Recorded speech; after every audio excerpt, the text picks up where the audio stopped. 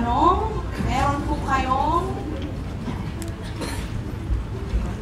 90 seconds. Dali lang po. Ito po ang inyong tanong. Ano po ang gagawin ng inyong administrasyon para matiyak na may pagkain ang 2.5 o 2.6 na milyong pamilyang Pilipino na nagsabi sa SWS na sila ay nagugutom araw-araw? Ang una talaga para sa akin ay dapat magkaroon ng libreng pananghalian sa ating mga public schools. Dahil yan ay diretso sa tiyan ng mga bata. Hindi po matututo ang ating mga bata at hindi po tatalino kung sila po ay nagugutom. Yan ang pinakauna. Pangalawa po, ang pinakamahihirap na ating mga kababayan ay nasa sektor ng agrikultura. At alam naman po natin ang mismo nagtatanim ng palay at bigas, sila po talaga bumibili pa ng bigas sa palengke. Kailangan talaga ay bigyan ng tamang subsidiya at least sa paumpisa man lang sa irigasyon at iba pa para naman mas maging competitive sila. Kailangan na po ng replanting ng ating mga niyog.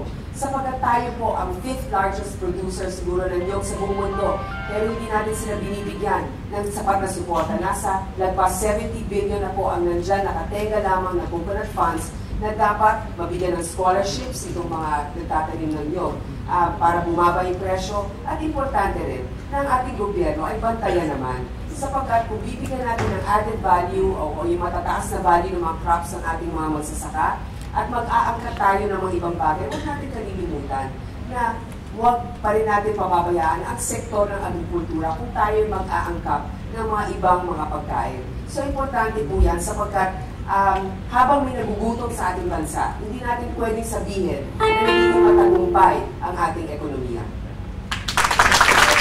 Ano po ang inyong politika sa ekonomiya ng Sosakya?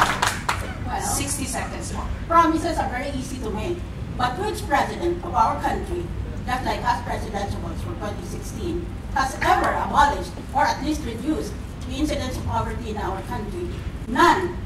I say this with all conviction as former Agrarian Reform Secretary. Kaya pangako lang pangako. Saan natin kukunin lahat ng pera na ito? Lagi gagastos para sa mga sinasabi yung mga plano nila. That is the question. Senator Joe, counter you have 30 seconds. Kaya siguro napapanahon na magkaroon ng isang may bagong perspektibo. Marami dyan na namuno na noon bilang Pangulo, matagal na sila sa gobyerno, marahil hindi na sila nag-iisip ng ibang paraan para makatulong sa ating bayan at sa ating ekonomiya. Noong panahon ni Pangulong Marcos, nagkaroon ng Nutrifund. Hindi yan kompleto sa pagpapakain ng mga bata, pero kahit papano, nagkaroon ng feeding program para sa ating pamahalaan. Noong panahon ni Pangulong Guerra, yun lamang ang oras kung saan kahit papano tumaas ang yield ng agrikultura.